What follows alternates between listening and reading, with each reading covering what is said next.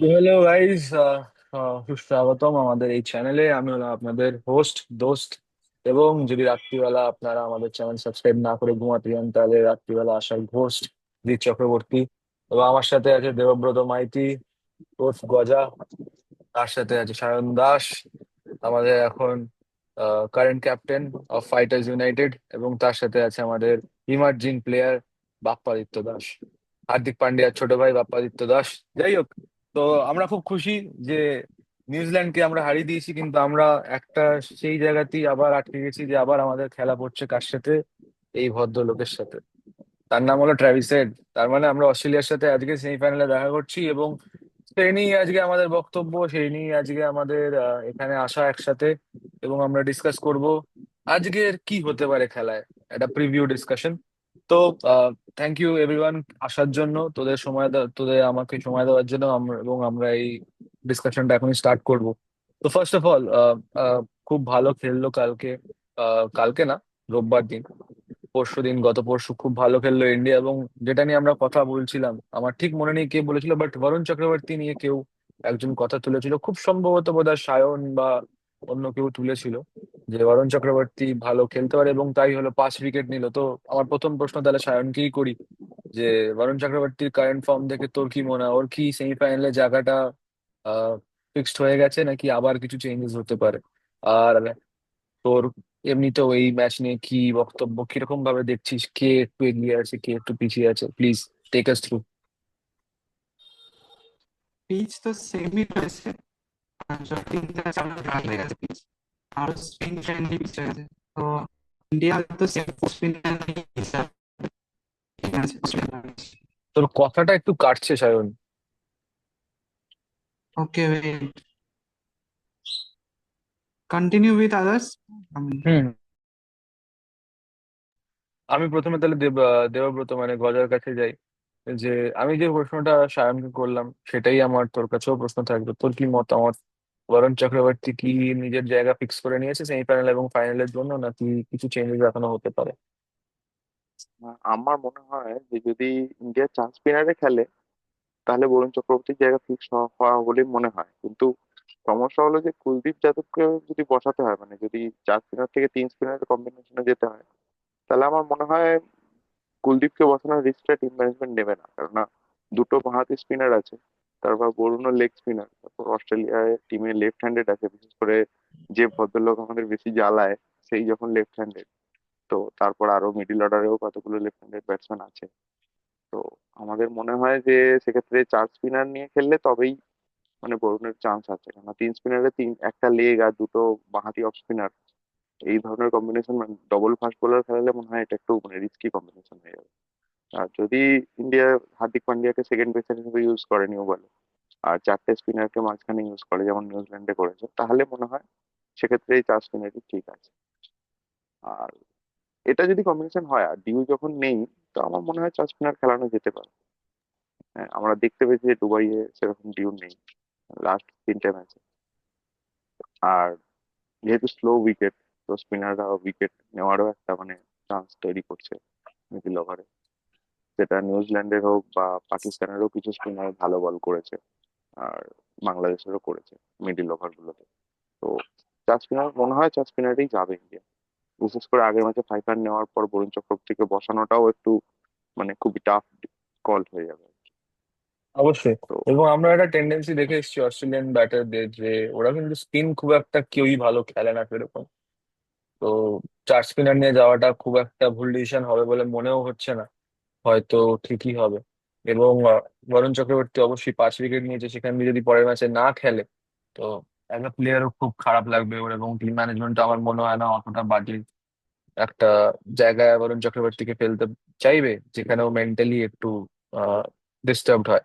যাই হোক, thank you গজা তোর এই ওপিনিয়নটা রাখার জন্য। এবার আমি যাব বাপ্পার কাছে। বাপ্পা, যেরকম আমরা দেখে এসেছি যে প্রথমেই অস্ট্রেলিয়ার যে অ্যাপ্রোচটা থাকে সেটা খুব অ্যাগ্রেসিভ অ্যাপ্রোচ থাকে। প্রথম ও মানে প্রথম ওদের ব্যাটসম্যান দিয়ে প্রথমে নামবে ম্যাথিউ শট এবং ট্রাভিস হেড। তো তোর কি মতামত, কত রান ওরা করতে চাইবে? বা ওরা প্রথমে ব্যাটিং করতে চাইবে, না সেকেন্ডে ব্যাটিং করতে চাইবে? তোর কি মনে হয়? ওরা যদি টসে জেতে তাহলে কি নেবে, এবং কতটা রান ওরা করতে চাইবে ইন্ডিয়ার এগেনস্টে, যাতে ওরা ইন্ডিয়াকে একটু হার্ড টাইম দিতে পারে। যতদূর আমার মনে হয় যে টসে তো ওরা জিতবেই, কারণ রোহিত 13 বার তো হেরে গেছে, 14 নম্বরে মনে হয় হেরিং দেবে। তো মোস্ট প্রবাবলি ওরা ব্যাটিং নিতে পারে এবং ট্রাই করবে যে একটা বড় রানের টার্গেট দিয়ে ইন্ডিয়াকে প্রেশারাইজ করা। যদি আগের দিনের মতো একটুখানি স্লো স্লো ফিল্ড থাকে, যদি কম রানের হয়, তাহলে ইন্ডিয়া খুব ভালোভাবে ওখানে প্রেশারাইজ হতে পারে। কারণ ইন্ডিয়া এখন পাওয়ার প্লেতে তেমন রান তুলতে পারছে না, কিন্তু অস্ট্রেলিয়ার কাছে ওই টেন্ডেন্সি আছে যে ওরা পাওয়ার প্লেতে ভালো রান তোলে। এর একটা জোরদার স্টার্ট নেবে, যদি না ওকে 10-এর মধ্যে আউট করা হয়, ও টানতে পারে ম্যাচটাকে। বাকি তুই 10 মানে অস্ট্রেলিয়া 10 রান সবসময় বলছিস না 10 অ্যাগ্রেসিভই ওভার খেলেছে। বলছিস? 10 রানে, ও, 10 রানের আচ্ছা। ওপরে তো এটকে আউট করা মুশকিল। ঠিক আছে, বল। অস্ট্রেলিয়া সবসময় অ্যাগ্রেসিভ খেলেছে, কিন্তু ইন্ডিয়া হ্যাঁ, অতটা অ্যাগ্রেসিভ খেলতে পারে না। কিন্তু ওই জন্য যদি ওরা ট্রাই করবে ইন্ডিয়াকে প্রেশারাইজ করা। বুঝলাম। তো যেটা বললি তুই বাপ্পা, এবং আমিও তোর সাথে একমত, শুধু একটা জায়গায় আমার একটু অমিল আছে তোর মতের সাথে, যেটা হলো আমার মনে হয় ওদের যে স্ট্রং ফ্রন্ট সেটা হলো ব্যাটিং, এবং সেই জন্য ওরা ওটা সেকেন্ডে করতে চাইবে। প্রথমে ওরা রান খেয়ে নিতে চাইবে, দেখতে চাইবে যে কতটা রান খাচ্ছে, এবং সেই হিসাবে কারণ কি ওদের চেজের ওপর ওদের ভরসা আছে যে ওরা যে কোনো টার্গেট চেস করতে পারে। And after the triumph of 2023-এর ক্রিকেট ওয়ার্ল্ড কাপ, 50 ওভার্স, ওরা হয়তো সেটার ওপর একটু বেশি ভরসা করছে। যেরকম ভাবে ওরা ইংল্যান্ডের খেলাটাতেও দেখলাম আমরা 351 চেস করে দিল, অবশ্যই সেটা একটা ডিফারেন্ট মাঠ ছিল, এটা একটা ডিফারেন্ট মাঠ। তো অতটা ইজি হবে না, বাট হ্যাঁ আমার মনে হয় যদি ওরা টসে জেতে ওরা হয়তো ইন্ডিয়াকে আজকে আবার ফার্স্ট ব্যাটিং এ ডাকবে, এবং যদি ওরাও নিউজিল্যান্ডের মতো ইন্ডিয়াকে রেস্ট্রিক্ট করতে পারে 200-250 রানের মধ্যে, আমার মনে হয় খেলাটা কিন্তু জমে উঠবে। যাই হোক, তো এটা আমার ব্যক্তিগত ওপিনিয়ন। আমি এই ওপিনিয়নটা বলার পর সায়নের কাছে যাব, এবং সায়নকে যে প্রশ্নটা করেছিলাম সেটাই প্রশ্নটা আমার থাকবে আপাতত। তারপর আমি আরেকটা প্রশ্ন করবো, আগে সায়ন বলে নিক, কারণ কি সায়ন নিজের মত রাখতে শুরু করেছিল, আমি ওখানে ওকে মাঝখানে আটকাই। সায়ন, তুই বল তোর কি মতামত বরুণ চক্রবর্তীকে নিয়ে এবং লাইন আপ নিয়ে টিমের। একটু কেটে কেটে আসছে, আওয়াজ আসছে বাট একটু কেটে কেটে আসছে।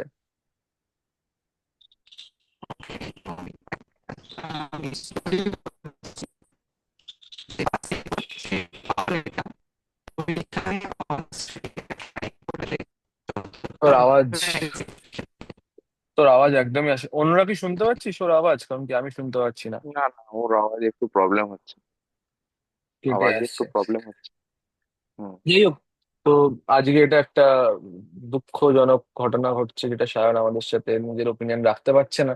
কিন্তু আমরা চাইছি সায়ন নিজের নেটওয়ার্ক তাড়াতাড়ি ঠিক করে তাড়াতাড়ি আমাদের সাথে চলে আসুক, এবং ততক্ষণ আমি কন্টিনিউ করছি, কারণ কি আমি হলাম অস্ট্রেলিয়ার একটু বড় ফ্যান। কিন্তু ব্যাপারটা হলো, আমি যে যতদূর দেখে এসেছি এই ইন্ডিয়া অস্ট্রেলিয়ার রাইভেলরি, সেটা অনেকটা ডিপেন্ড করছে কিন্তু এই ভদ্রলোকের ওপর, কোহলি, এবং এনার ওপরও, রোহিত শর্মা। কারণ কি, প্রথম যে 10 ওভারটা থাকবে ইন্ডিয়া, সেখানে যদি রোহিত শর্মা একটা ভালো স্টার্ট দিতে পারে ইন্ডিয়াকে, সেই স্টার্টটার ওপর বিল্ড আপ করতে পারবে বিরাট কোহলি, শ্রেয়াস আইয়ার, যারা মিডিল অর্ডারে ব্যাটসম্যান। কিন্তু যদি সেইখানে রোহিত শর্মা আর শুভমান গিলের মধ্যে কোনো একজন আউট হয়ে যায় খুব তাড়াতাড়ি, তাহলে কিন্তু মিডল অর্ডারে একটা একটু হলেও সেটব্যাক পড়বে। কারণ কি, তখন মিডল অর্ডারের যে ফ্রি ফ্লোয়িং খেলাটা, যেরকম কোহলি প্রথমে এসেই শট মারে না, 50 ওভার্স আমরা কিছুদিন দেখে আসি যে বিরাট কোহলি অতটা রিস্ক নিচ্ছে না। বিরাট কোহলি নিজের ইনিংসটাকে বিল্ড করছে একটুর পর একটু, একটা একটা রান নিয়ে বা একটাকে দুটো রান কনভার্ট করে, মানে সিঙ্গেলস কে ডাবলস। তো এইভাবে ওরা বিল্ড আপ করছে। তো আমার মনে হয় যদি রোহিত শর্মার উইকেটটা না পড়ে প্রথম 10 ওভারের মধ্যে, এবং গিলের উইকেটটা না পড়ে, তাহলে ইন্ডিয়াটা ভালো স্টার্ট দিতে পারে। এবং যদি আজকে আবার রোহিত শর্মা টসে হারে, তাহলে আবার হয়তো আমরা দেখবো ইন্ডিয়াকে প্রথম ব্যাট করতে।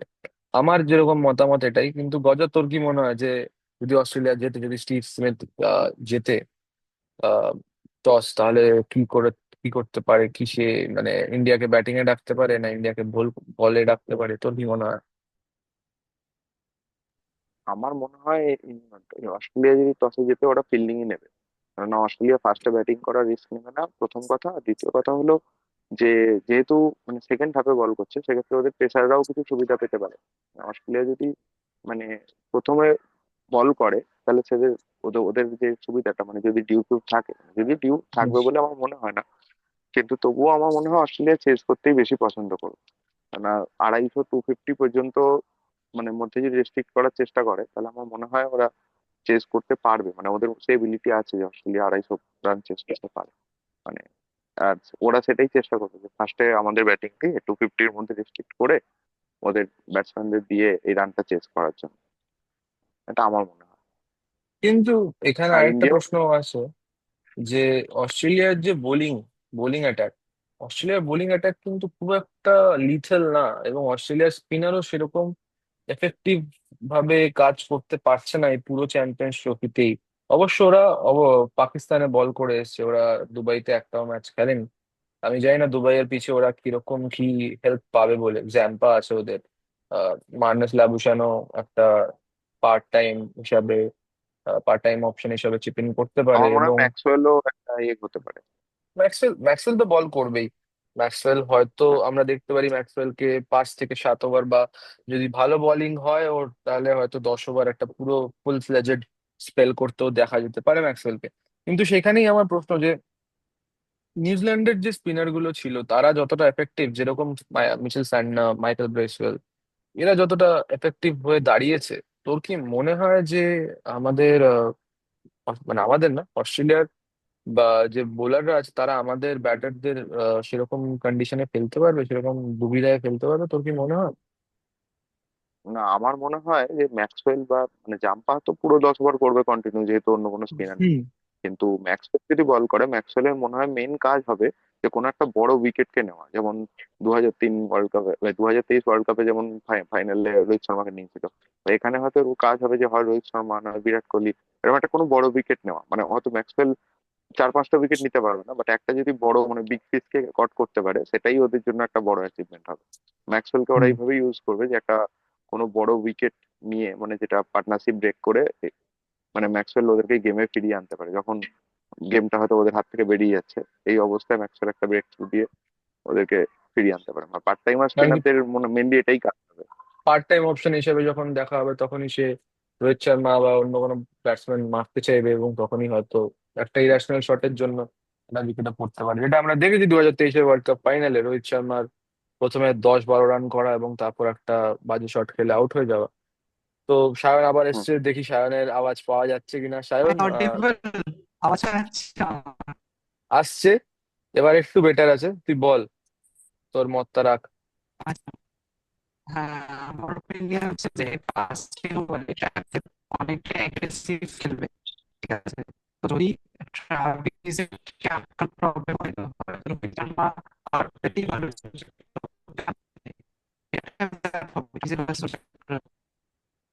তোর আওয়াজ আবার সেই অবস্থা। তুই একবার একটা কাজ করে দেখ, তোর ভিডিওটা অফ করে তুই কথা বল শুধু, দেখা যাক তখন ঠিক হয় কিনা। ওকে, অডিবল পরিষ্কার শোনা যাচ্ছে? হ্যাঁ, হ্যাঁ। হ্যাঁ, এবার একটু বেটার, তুই বল। হ্যাঁ, বলছি Travis Head versus Varun Chakravarthy একটা ম্যাচ আপ হবে আমার মনে হয়। যদি ট্রাভিস হেড খুব বেশি পেসারদের প্রথমেই অ্যাটাক করে দেয়, তাহলে হয়তো পাওয়ার প্লেতে বরুণ চক্রবর্তীকে আনতে পারে রোহিত শর্মা। হুম। আর যেটা দুটো যে প্লেয়ার টু ওয়াচ আউট আমার মনে হয় অস্ট্রেলিয়ার, সেটা হচ্ছে এই পিচে স্টিভ স্মিথ আর লাবুশেন। কেন কি ওরা ওই যে স্টাইলে বিরাট কোহলি খেলতে পারে, ওই সেম স্টাইল অফ প্লেতে ওরাও ইনিংস বিল্ড করতে পারবে, সিঙ্গেল রোটেট করে বা 100 স্ট্রাইক রেট, 70 80 স্ট্রাইক রেটে খেলতে পারে। তো অনেকটা নেক অ্যান্ড নেকই হচ্ছে অস্ট্রেলিয়া ভার্সেস ইন্ডিয়া। তবে হ্যাঁ, এজ ইন্ডিয়ার স্পিনাররা অনেকটা এগিয়ে অস্ট্রেলিয়ান স্পিনারদের থেকে। অবশ্যই। তো আমার দ্বিতীয় প্রশ্ন বাপ্পার কাছে, কারণ কি প্রথম প্রশ্ন করেছিলাম, তো দ্বিতীয় প্রশ্নতে আমি এটাই জিজ্ঞেস করতে চাই বাপ্পার কাছে, যেটা শায়ন বললো যে আমাদের যে স্পিনাররা আছে তারা কিন্তু অস্ট্রেলিয়ার স্পিনারদের ওপর ডমিনেট করবে। কিন্তু আমার একটা প্রশ্ন আছে যে অস্ট্রেলিয়ার যে ব্যাটসম্যানরা আছে, যদি প্রথম দুজনকে বাদ দিই, তারপর যে মিডল অর্ডারের ব্যাটসম্যান, তারা কিন্তু কোহলির মতো না, কোহলির থেকেও অনেক স্লো খেলে। যেরকম স্টিভ স্মিথ এবং লাবুশেন, পেথ্রি লাবুশেন, এরা কিন্তু দুজনেই খুবই ডিফেন্সিভ স্ট্রোকস খেলে, কখনো কখনো 4 বার করে। তো তোর কি মনে হয় যে যদি আমরা প্রথম দিকের দুটো উইকেট ফেলে দিতে পারি তাড়াতাড়ি, তাহলে কি ওদের ইনিংসটা ক্রাম্বল হয়ে যেতে পারে, পুরোটাই একটা ডিবাকেলের মতো ওরা কোলাপস হতে পারে, নাকি ওদের মিডল অর্ডারেরও ক্ষমতা আছে, যেরকম ভাবে কোহলি পাকিস্তানের খেলায় একটা ইনিংস বিল্ড করেছিল শ্রেয়াস আইয়ারের সাথে, যে ওরাও বিল্ড করতে পারে পরে যে ব্যাটসম্যান আছে তাদের জন্য? না, আমার মতে যে ডিফেন্সিভ খেলাটা ওদের উইকনেস নয়। যদি ওদের দুখানা উইকেট পড়ে যায় তখন স্মিথ আর লাবুশের ওটাকে ডিফেন্সিভ খেলে ম্যাচটাকে ধরে নিতে পারে।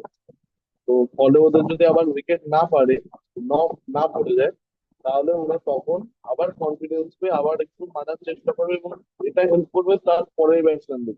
পরে ম্যাক্সওয়েল আছে এবং ওদের কাছে কয়েকটা অলরাউন্ডারও আছে যারা খুব ভালো ব্যাটিং করে। তো ওরা যদি ওই সময় আউট না হয়, তাহলে ওরা ম্যাচটাকে ঘুরিয়ে ফিরিয়ে আনতে পারে নিজেদের ফেভারে। এবং এমনকি ইংলিশও আছে, আমাদের ক্ষেত্রে ইংলিশ আমরা যখন, ইংলিশও খুব ভালো খেলছে। হ্যাঁ, আমরাও যখন আগের দিন আমরা একটা ম্যাচ খেললাম, আমাদের হয়েও বজাদা যেমন বলার, কিন্তু সে যখন উইকেট আমাদের কোলাপস হয়ে গেছিল তখন বজাদা ভালো ডিফেন্সিভ খেলে ম্যাচটাকে ফিরিয়ে এনেছিল, এবং এতে ফিনিশারদের আমাদের খুব লাভ হয়েছে। এরকম অস্ট্রেলিয়ার ক্ষেত্রেও হতে পারে যদি ওদের প্রথম দুটো উইকেট তাড়াতাড়ি চলে যায়, স্মিথ আর লাবুশেন তখন ওটাকে, খেলাটাকে স্লো করে কিন্তু ম্যাচটাকে ফিরিয়ে আনতে পারে, যাতে ওরা লাস্টে 20 ওভারে চার্জ করতে পারে। অবশ্যই, কারণ কি লাস্টে ওদের কাছে ফায়ার পাওয়ার আছে, যেরকম ম্যাক্সওয়েল আছে, ইংলিশ আছে, ক্যারি আছে, অ্যালেক্স ক্যারিকেও বলা যাবে না। অ্যালেক্স ক্যারি যেভাবে জশ ইংলিশের সাথে ইংল্যান্ডের খেলাতে একটা ভালো পার্টনারশিপ করে, 69 না 70 রান করে, সেটা ম্যাচ ডিফাইনিং ইনিংস হয়ে দাঁড়িয়েছিল। কারণ কি ওদের টপ অর্ডার কিন্তু সেদিনও চলেনি। কিন্তু লাস্ট যে আফগানিস্তানের সাথে খেলা হয়েছিল সেদিন ওরা 10 ওভারে না 11 ওভারের মধ্যে, সরি, দশও না, বোধহয় 9 ওভার সামথিং এ 100-র ওপর রান করে দিয়েছিল। অবশ্যই আফগানিস্তানের বোলিং এবং ইন্ডিয়ার বোলিং এ আকাশ পাতাল তফাৎ আছে, কিন্তু তাও আফগানিস্তানের কাছেও কিন্তু কিছু নাম করা স্পিনার আছে, যেমন রাশিদ খান আছে এবং আরো নূর আহমদ আছে। যাই হোক, সেগুলো একটা অন্য ডিসকাশন হয়ে যাবে যদি আমরা এখন কম্পারিজনে বসি। বাট আমার তো মনে হচ্ছে আজকের খেলাটা ইন্ডিয়ার দিকে ঝুঁকে আছে অনেকটাই। কারণ কি, হ্যাঁ অবশ্যই সায়ন বল। তো আমি ওটা নিয়েই তোর কাছে আমার আসছিলাম, তোদের তোর মতটা রাখ।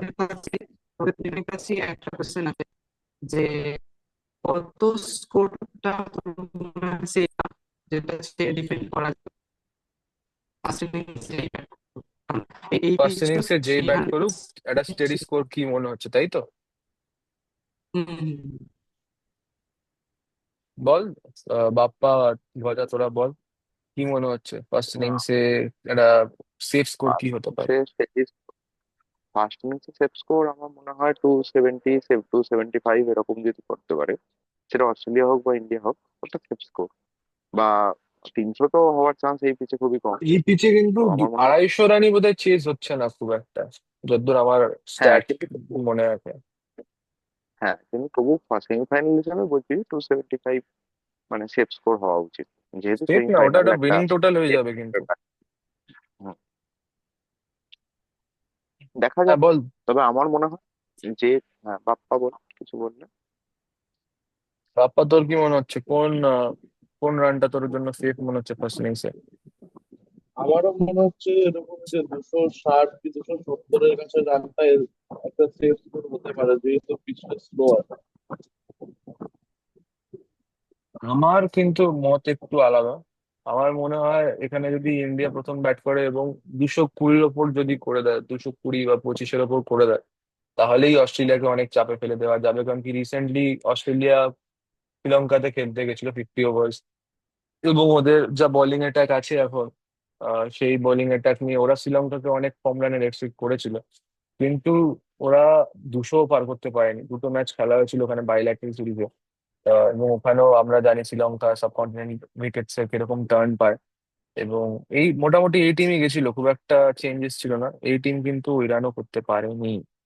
তো আমার মনে হয় with the spin attack we have, ইন্ডিয়ার যে স্পিন ট্রিও বা যদি 4 জন খেলে তাহলে 4 জনের যে অ্যাটাকটা আছে, তারা কিন্তু অস্ট্রেলিয়াকে খুব চাপে ফেলতে পারে যদি মানে অস্ট্রেলিয়া যদি ইন্ডিয়াকে প্রথমে ব্যাটিং এ ডাকে, এবং 220 থেকে 230 কি 35 রান ইন্ডিয়া করে দিতে পারে অ্যাটলিস্ট, তাহলেই অস্ট্রেলিয়াকে অনেকটা চাপে ফেলা যাবে। কারণ কি এই পিচটা কিন্তু অতটা ইজি হবে না যতটা আহমেদাবাদের পিচটা ছিল লেটার অন। তো যাই হোক, এটা পুরোপুরি আমার মত, আমি ভুলও হতে পারি, আজকে কিছুক্ষণের মধ্যেই আমরা জানতে পেরে যাব কে ভুল কে ঠিক। কিন্তু হ্যাঁ, যে প্রশ্নটা করেছিল সায়ন, তো তোর কি মনে হয় কোন টোটালটা সেফ হতে পারে, এবং তুই যেটা বলছিলি সেটা তুই বল, কারণ কি তখন আমি মনে হলো মাঝখানে আটকে দিয়েছি তোকে, তো তুই বল তোর ওপিনিয়নটা। আমারও সেম, যে 250 প্লাস ইজ এনাফ এই এই পিচে। তবে একটা একটা খুব বড় পয়েন্ট, যে ইন্ডিয়া অস্ট্রেলিয়া এই রাইভালরিটা খুব সব থেকে টাফেস্ট ইন রিসেন্ট টাইমস, যদি দেখা হয় লাস্ট 5-6 ইয়ার্স এ সব থেকে টাফেস্ট রাইভালরি ইন্ডিয়া অস্ট্রেলিয়া। তো এই ধরনের ম্যাচে না, নকআউটে সেমিফাইনাল বা ফাইনাল, এখানে স্কিল সেট তো সবার অলমোস্ট নেক অ্যান্ড নেক থাকে, কিন্তু যেটা ডিফারেন্স করে সেটা হচ্ছে ক্যারেক্টার।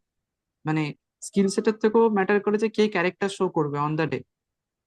তো আমার মনে হয় ইন্ডিয়ার একটা অ্যাডভান্টেজ, হার্দিক পান্ডিয়ার মতো একটা ক্যারেক্টার রয়েছে, যে কোনো চ্যালেঞ্জ নিতে রেডি হয়েছে। তো ওই জন্য এই ম্যাচটা হয়তো খুব নেক অ্যান্ড নেক হবে, ফাইটিং। কারণ এই ধরনের ক্যারেক্টারটা মানে আন্ডার প্রেশার যারা বেশি ভালো খেলে। অবশ্যই।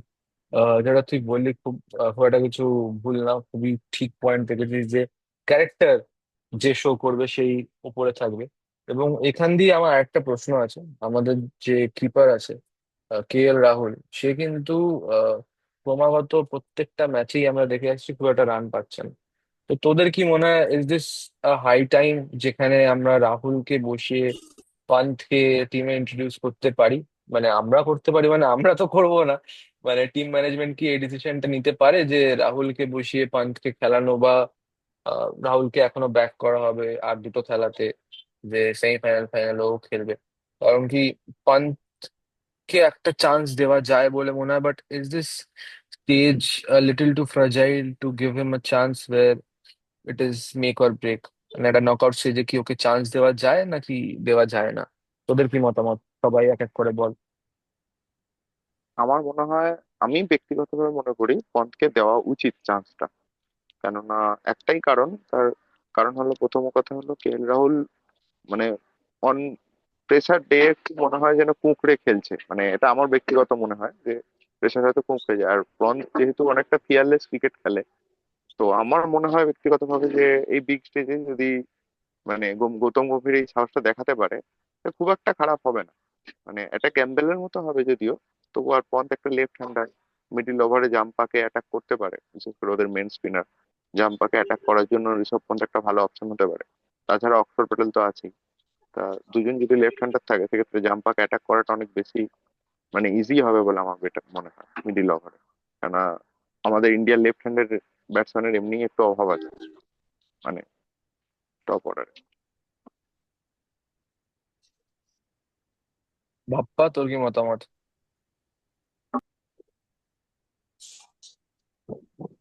আমার মতে নর্মালি যদি ওরা চায় ওরা খেলাতে পারে, কিন্তু KL রাহুল লাস্ট 3টে ম্যাচ দুবাইয়ে খেলেছে, ওর কাছে পিচের এক্সপিরিয়েন্স হয়ে গেছে। এবার এটা একটা হাই রিস্ক হতে পারে যে ফার্স্ট ম্যাচে যদি শর্ট বল থেকে আউট হয়ে যায় তাড়াতাড়ি, তখন একটা প্রবলেম হতে পারে। স্টুপিড KL রাহুল স্টুপিড এখন স্টুপিড পিচটা শট। বুঝে গেছে কিভাবে খেলতে হবে, হয়তো পাচ্ছে না। বল বল। আচ্ছা, বাপ্পা আটকে গেছে, সায়ন তুই বল।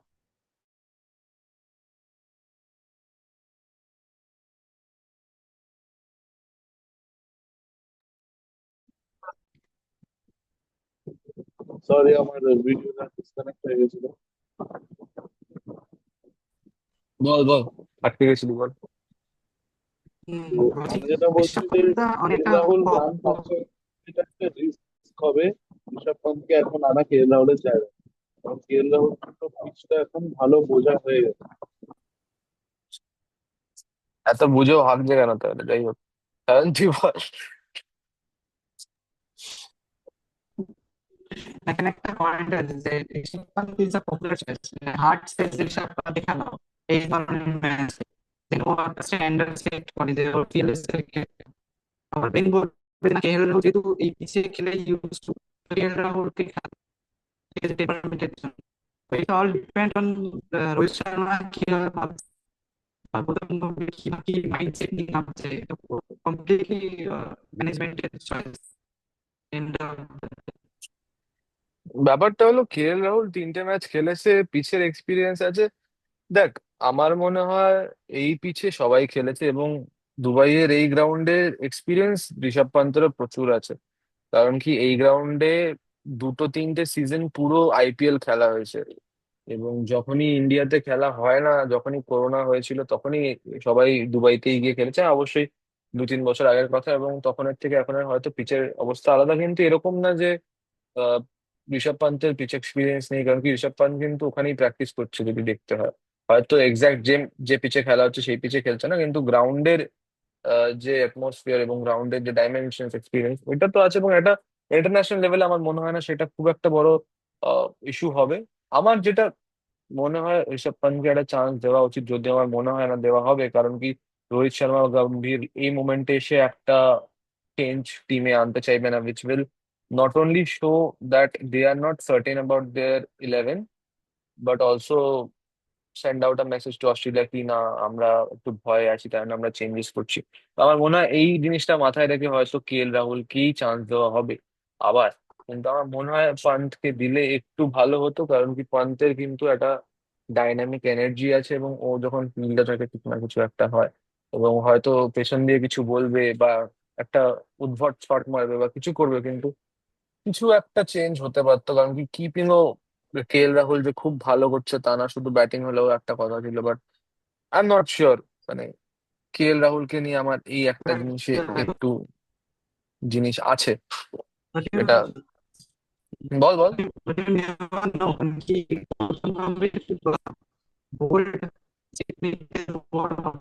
তুই ভিডিওটা অফ করে কথা বল, তখন ভালো আসছে, এখন আবার আটকে যাচ্ছে। Hello, hello. হুম, এবার ক্লিয়ার আছে। হ্যাঁ, বলছি গৌতম গম্ভীর কে নিয়ে মানে ইউ নেভার নো ও কি স্টেপ নেবে, কারণ ও প্রচন্ড অ্যাগ্রেসিভ মাইন্ডসেটের। তো যেরকম হর্ষিত রানাকে ও বসিয়ে দিয়েছিল, বরুণ চক্রবর্তীকে খেলিয়ে দিল, ঠিক আছে। তো এইরকম কনফিডেন্স লেভেল ও হয়তো ঋষভ পান্তকে এই সিচুয়েশনে ব্যাক করতে পারে। এটা হাই চান্স আছে। যদি মানে করে ঋষভ খুব পান্ত ভালো হয়তো হবে, দেখতে পারিস আজকে ইলেভেনে খুব ভালো জয়েন হবে। করছে। হ্যাঁ। আমি তো সেটার জন্য অপেক্ষায় বসে আছি বাট যে আরেকটা করুক। একটা কোয়েশ্চেন আছে আমার, হ্যাঁ, আমার একটা কোয়েশ্চেন আছে যে মোহাম্মদ শামি কিন্তু এই পুরো সিজন, এই চ্যাম্পিয়ন্স ট্রফি যে কটা ম্যাচ হলো, এখনো খুব রাফ লাগছে ওকে, ঠিক আছে। ওকে কিন্তু অতটা আর কি এফেক্টিভ লাগছে না। যেরকম ওকে দেখে এসেছি আমরা, যেরকম দেখে এসেছি স্মুথ ওর বোলিং, সেটা কিন্তু এবারে কম। কিন্তু হর্ষিত রানা কিন্তু অনেক এফেক্টিভ। তোরা যদি নিউজিল্যান্ড ম্যাচে দেখিস, নিউজিল্যান্ডের যে পেসাররা, ওরা ডেথে এসে কিন্তু স্লো কাটার্স দিয়ে, লেগ কাটার্স দিয়ে পান্ডিয়াকে অনেকটা টাইম অব্দি আর কি ওর চুপ রেখেছিল। তো তোর কি মনে হয় যে মোহাম্মদ শামি থেকে Harshit Rana is a better choice এই পিচে? কারণ ও কিন্তু ওপেনিং এর থেকে ডেথেও খুব এফেক্টিভ হবে। আর যেহেতু ওর ভেরিয়েশনস আছে, আর দুবাইয়ের পিচে যত বল স্লো হবে তত ওই বল পড়ে আরো স্লো আসছে, ফলে ব্যাটসম্যানদের জন্য এমনি প্রবলেম ক্রিয়েট হচ্ছে। আর uh Shami is a one type of bowler, মানে ওর স্লোয়ারটা অতটা এফেক্টিভ না যতটা হর্ষিত রানার বা বুমরাহকেও আমরা দেখেছি। তো শামি কি অ্যাজ এ ব্যাপারটা জাস্ট ফোর্স খেলাচ্ছে যেহেতু সিনিয়র? ব্যাপারটা হলো, আমার এখানে মত হলো হর্ষিত রানাকে স্বামীর ওপর চান্স দেওয়াই যায়। কারণ কি, সত্যি কথা বলতে আমাদের এই একটা জিনিসও বুঝতে হবে, স্বামী আমাদের জন্য খুব ভালো খেলে এসছে 2023-এর ওয়ার্ল্ড কাপে, সব মানলাম। কিন্তু ও একটা চোট থেকে ফিরছে, এবং একটা ফাস্ট বোলারের কতটা অসুবিধা হয় চোটের পর রিহ্যাবিলিটেট করতে নিজেকে, এবং সেখান দিয়ে ফিরে এসে আবার সেই সেম অ্যাকিউরেসি নিয়ে বল করতে। সেটা হয়তো আমরা অনেকেই দেখে এসেছি over the years with all the Matlab all the fast bowlers. আমার মনে হয় হর্ষিত রানা ইয়াং আছে, এবং এরকমও না যে খুব ওয়েভার্ড বোলিং করে। লাইন লেন্থ ভালো, হয়তো ফার্স্ট স্পেলে রান খেলেও সেকেন্ড স্পেলে এসে উইকেট নেবেই। এবং আমরা এটা দেখে এসেছি, ও যেখানেই ডেবিউ করছে 3 উইকেট তো পাচ্ছেই। এটা চ্যাম্পিয়ন্স ট্রফি হোক, ওডিআই ডেবিউ হোক, T20 ডেবিউ হোক, টেস্ট ডেবিউ হোক। তো আমার মন বলে যে হর্ষিত রানা ওভার শামি। এবং মন না, শুধু মাথাও বলে। যাই হোক, আমাদের সময় প্রায় শেষের দিকে, 10 মিনিট তো। তোরাও বল, তোদের কি মতামত? গজা, বাপ্পা, এক এক করে বল। হ্যাঁ, আমারও তাই মনে হয় যে এই সিচুয়েশনে হর্ষিত রানা এগিয়ে থাকবে। বাট ম্যানেজমেন্ট কি এতটা সাহস দেখাবে কিনা সেটা নিয়ে আমার সংশয় আছে। কারণ যেহেতু সামি একটা এক্সপিরিয়েন্স বোলার, নকআউট ম্যাচে এত বড় একটা বোলারকে বসানোর রিস্ক কি ম্যানেজমেন্ট নেবে? যদি এটাই হচ্ছে তুই কথা। হতি গম্ভীর, তাহলে তুই তুই কি করতি সেটা বল। উম, হ্যাঁ, আমি হর্ষিত রানাকে খেলাতাম আমার তাই যাক, মনে হয়। একটা আমরা ইয়েস পেলাম। বাপ্পা, তোর কি মতামত? আমারও কথাটার সাথে একই মতামত আছে। হর্ষিত রানা ভালো এফেক্টিভ বলার হয়েছে, আর এটাও ঠিক যে সামনে রিসেন্টলি চোট খেয়ে এসছে। তো ওর মাঝখানে একটা ম্যাচেতে পাকিস্তানের সাথে ম্যাচেতে একবার চোট হয়ে দু তিনের জন্য বাইরে গেছিল। এবার কিন্তু ওর কাছে এক্সপিরিয়েন্সটা আছে তো, দুজনের কাছেই জিনিস আছে খেলানোর মতো। এবার রানাকে খেলানো এখন খুব বড় রিস্ক হয়ে যেতে পারে এরকম একটা নক আউট ম্যাচে। কিন্তু সামনের ক্ষেত্রেও বলা যাবে না যে সে ভালো করে বল করতে হবে, আবার যদি সে চোট খেয়ে যায় তাহলে একটা খুব বড় প্রবলেম হবে ইন্ডিয়া। কিন্তু আর কি প্রবলেম হবে, আর তো একটাই ম্যাচ আছে, যেটা ফাইনাল। তো আমার মনে হয় সামনে আর চোট একটা খাবে ভ্যালিড বলে পয়েন্ট না, আছে। বাট হ্যাঁ বল শায়ন বল। আর একটা ভ্যালিড পয়েন্ট আছে যে অস্ট্রেলিয়ার কিন্তু অনেক ব্যাটসম্যানের শর্ট বলের ইস্যু আছে, মানে শর্ট বল খেলতে প্রবলেম। হর্ষিত রানা কিন্তু সেখানে এফেক্টিভ হতে পারে, কারণ ও অনেক হাইটও আছে, পেসও আছে, 140 প্লাস বল করে ও। তো ওর ম্যাক্সওয়েল, স্লোয়ার ট্রাভিস হেড এদের বাউন্সারটাও শর্ট খুব বল। এফেক্টিভ। হ্যাঁ, তো তো ট্রাভিস হেড, ম্যাক্সওয়েল এদের শর্ট বলে একটু প্রবলেম আছে। তো ওই জায়গাটা এক্সপ্লয়েট করার একটা চান্স আছে। বাট হয়তো এতগুলো চেঞ্জেস একটা সেমিফাইনালে, অপোনেন্ট অস্ট্রেলিয়া, বা রোহিত শর্মা হয়তো অ্যাজ আ ক্যাপ্টেন হয়তো অতটা জানি না করবে কিনা। বাট এগুলো রেশনাল চেঞ্জেস, মানে এগুলো করা যেতেই পারে হ্যাঁ সিচুয়েশন অবশ্যই, অনুযায়ী।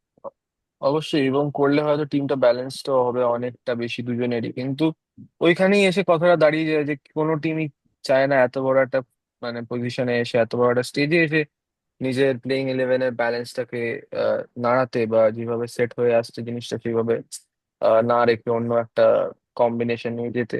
কিন্তু যাই হোক, আমরা তো জাস্ট স্পেকুলেট করতে পারি, আমরা জাস্ট বলতে পারি যে আমাদের যেটা মনে হচ্ছে। কিন্তু শেষে সেটাই হবে যেটা গম্ভীর চাইবে, এবং ওদিক দিয়ে আমাদের অ্যান্ড্রু ম্যাকডোনাল্ড এবং ড্যানিয়েল ভেটরি চাইবে। তো এটাই হলো কথা। এবং আমাদের মানে আমার স্পেশালি মনে হয় যে অস্ট্রেলিয়া যতই করে নিক, যত টিমই চেঞ্জ করুক আর যাই করুক, আমি যদিও অস্ট্রেলিয়ার ফ্যান, কিন্তু তাও বলছি আমার মনে হয় ইন্ডিয়া আজকের ম্যাচে এগিয়ে আছে। এবং যা সিচুয়েশন, কারণ কি অস্ট্রেলিয়ার bowling line up, Spencer Johnson, Ben Dwarshuis, এদেরকে দিয়ে নেথান এলিস যদিও একটা ভালো ভেরিয়েশন আনে নিজের বোলিং, বাট তাও it is not enough to restrict India. তাড়াতাড়ি বল, তোরা কনক্লুড কর তোদের মতামত, এবং তোরা বল যে আজকে কত রান হবে, কি হবে, কিভাবে কি হবে, তোদের কি মতামত। তারপর আমরা টাটা সায়োনারা বলবো এবং খেলা দেখতে বসবো। ইন্ডিয়া উইন্স, আমার তো ইন্ডিয়া প্রেডিকশন। উইন্স, তাহলে ইন্ডিয়া উইন্স মানে বাই কত রান বা কত উইকেট? ইন্ডিয়া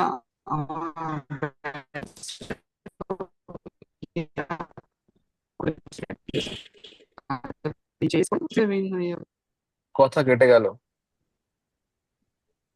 বলছি ব্যাটিং ফার্স্ট ভিডিওটা করলে অফ করো। অস্ট্রেলিয়াকে অল আউট করবে। বলছি ব্যাটিং ফার্স্ট করলে অস্ট্রেলিয়াকে অল আউট করার চান্স আছে ইন্ডিয়া। আর যদি চেস করে তো 6 উইকেটস উইন হবে। আচ্ছা, বুঝলাম। গজা, আমার মনে হয় 50-50। আমি কারোর দিকেই যাব না। এজ এ নিরপেক্ষভাবে বিচার করলে আমার মনে হয় 50-50 চান্স। তবে তাহলে আমার মনে হয় তুই নেক টু নেকই হবে। তুই কোন সিট দিয়ে লড়ছিস এবারে ইলেকশনটা একটু বল। আমি দিল বাবার। দেখ, আমি তো চাই ইন্ডিয়া একটা জিতুক, সাইড বাট নে, আমার মনে হচ্ছে। ডিপ্লোম্যাটিক হলে হবে, একটা সাইড নে। হ্যাঁ, আমি মন থেকে চাই যে ইন্ডিয়াই জিতুক, তো আমি ইন্ডিয়ার সাইডই নিচ্ছি। বাট আমার মনে হচ্ছে নেক টু নেক লড়াই হবে, এক পেছনে ম্যাচ হবে না। সেটাই আমরাও চাই, একটা ভালো খেলা হোক যাতে দেখে মজা আসে। তো গজাও বললো নেক টু নেকই খেলা হবে, কিন্তু ইন্ডিয়া জিতবে। বাপ্পা, তোর কি মতামত? আমার আমার মতামত, আমার তো থাকবে ইন্ডিয়াই জিতুক, মানে তোর সবসময় জিতে মতামত নেই, থাকুক। ঠিক আছে, বলতে হবে না তাহলে, আর বলিস না। আবার না আমার না, মতামত বলবো কি তো মানে? দাঁড়া, বিকেলে আমি আসবো তোর বাড়িতে, আচ্ছা একটাকে ঠিক আছে, উল্টো পাল্টা বলে। ঠিক আছে, ঠিক আছে, ভয় দেখাতে হবে না, এখন তুই বল। বাকি তেমন কিছু বলাতে হবে না, আমি তো এখন জুয়া টুয়া খেলছি না তো। আর আরেকটা কথা, এটা এটা বলতে নিয়েও আমার পারবো একটা না। কথা বলার ছিল। আর তুই বল, তারপর আমি বলবো। বল। আমার মনে হচ্ছে ইন্ডিয়া যদি ফার্স্ট ব্যাটিং করে ওরা 30 রান মতো বেশিতে জিতে যাবে। আচ্ছা, যদি ফার্স্ট ব্যাটিং ইন্ডিয়া করে তাহলে বাই 30 রানস ইন্ডিয়া জিতবে। তো আমার যেটা নিজের প্রেডিকশন, আমার মনে হয়। আচ্ছা, সায়ন বলছে কিছু, সায়ন ভিডিও অফ করে বল বাবা, নাহলে শোনা যাচ্ছে না। Man of the match ball সবাই। ম্যান অফ দ্য ম্যাচ কে হবে? বল। ফ্যান। বলছি ম্যান অফ দ্য ম্যাচ কে হবে? বাপ্পা কি বলছে, বাপ্পা কি বললি? ফ্যান। গজা। আমার মনে হয় ট্রাভিস হেড। তাহলে তুই কি করে বলছিস ইন্ডিয়া জিতবে? এটা ও গজের মানে লাস্ট লড়াই। নিয়ে নিয়েছে, পডকাস্ট। পক্ষ নিয়ে নিয়েছে। না ইন্ডিয়ার, মানে আমি বলছি যে ইন্ডিয়া জিতলেও ট্রাভিস হেড একটা মানে লোন ফাইট করবে আর কি, সেই হিসেবে man of the আচ্ছা, match হবে। আর লোন wolf হিসাবে ট্রাভিস হেড ফাইট করবে। আচ্ছা সায়ন, তোর কি মতামত, কি হবে? রোহিত শর্মা। মুড ही खराब कर दिया। যাই হোক, আমার মনে হয় তুই বল।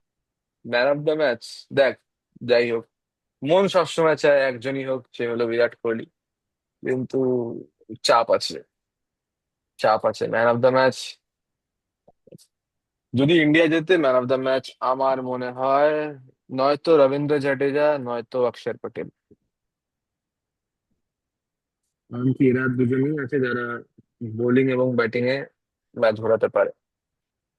আর যদি এক পেশা খেলা হয় ব্যাটিং এর দিক দিয়ে, তাহলে তো কোহলি। কিন্তু না হলে রবীন্দ্র জাডেজা বা অক্ষর পটেল। যাই হোক, আরেকটা আর কথা যদি ছিল। ট্রাভিস হেড হয় তাহলে এটা দেবব্রত লাস্ট পডকাস্ট হলো। তাহলে ওকে রিটায়ার দেবব্রতকে, করানো হবে। দেবব্রত অনেকদিন ধরেই বলছে আমি রিটায়ার হবো, রিটায়ার হবো, আমরা করতে দিচ্ছিলাম না, এবার আমরা জোর করে ওকে রিটায়ার করিয়ে দেবো। যাই হোক, তো আরেকটা কথা আমার বলার ছিল। আমরা হয়তো লাস্ট 2-3 দিন ধরে যেদিনই কথা বলছি সেদিনই আমরা ওই বলছি যে কিরে টাকা লাগাচ্ছিস বা জুয়া হ্যান ত্যান, আমরা কিন্তু এটা প্রমোট করছি না, আমরা নিজেদের মধ্যে এটা নিয়ে মজা করি। তো কেউ এটা দেখে আবার উদ্বুদ্ধ হয়ে নিজে লাগাতে যেও না টাকা পয়সা। আমরা এটা, আমি, বাপ্পা, শুভঙ্কর যারাই আছি এখানে মজা করে থাকি, এবং আমরা নিজেরাও কোনো টাকা পয়সা লাগাই না। কারণ কি, আমাদের কাছে অত টাকাই নেই। টাকা যদি থাকতো তাহলে আমরা এরকম জুমে বসে 40 মিনিটের পডকাস্ট করতাম না, আমরা একটা সেট আপ করতাম, সেট আপ করে নিজেদের মতো সবাইকে ডেকে সোফায় বসিয়ে কফি খাইয়ে করতাম পডকাস্ট। তো এইসব ভেবো না। Just a disclaimer, this is purely a joke, don't take it seriously, don't take us also seriously. But আমরা চাইবো তোমরা আমাদেরকে সিরিয়াসলি নাও, আমাদের কথাগুলো, কিন্তু এইসব কথাগুলো না। যেগুলো নেভার সেগুলো নাও। তোমাদের মতামত জানাও, কমেন্ট সেকশন তোমাদের জন্য সবসময় খোলা আছে, তোমরা নিজেদের মতামত জানাও। আজকে কে জিতবে সেটা বলো, একদম hashtag India versus Australia, hashtag fighters United, যা যা হ্যাশট্যাগ ইউজ করা ইউজ করতে পারো। এবং আমরা তোমাদের কমেন্টের জন্য অপেক্ষায় থাকবো। জানাও আমাদের পডকাস্ট কেমন লাগছে, যদি ভালো লাগে তাহলে অবশ্যই সাবস্ক্রাইব, লাইক, শেয়ার, কমেন্ট করবে। নিজের ফ্যামিলি মেম্বার, নিজের বন্ধু বান্ধব সবাইকে ডাকো, একসাথে বসে দেখি। এবং তোমাদের সাপোর্ট থাকলে আমরা খুব তাড়াতাড়ি লাইভ ও চালু করব, যেখানে লাইভ ম্যাচেরও ইয়ে থাকবে, ক্লিপিংস থাকবে, যেখানে একটা ম্যাচ হচ্ছে তখন আমরা লাইভ থাকবো। তো সবই প্ল্যানিং এর আন্ডারে আছে, তোমাদের সাপোর্ট থাকলে সব হবে। But anyway, thank you for watching, if you have watch till this end, and এইভাবে সাপোর্ট করো। আর ইন্ডিয়াকে সাপোর্ট করো, আজকে ইন্ডিয়া জিতবে। চলো, দেখা যাক কে জেতে। যদি ইন্ডিয়া জেতে তাহলেও আমরা আসবো, যদি না জেতে তাহলেও আমরা আসবো। For now it's a bye, it's a wrap, and let's hope the better team wins. Alright, thank you ভাই, thank you Bappa, thank you Sayan, thank you Goja. আবার দেখা হবে ভাই। নেক্সট ভিডিওতে। বাই।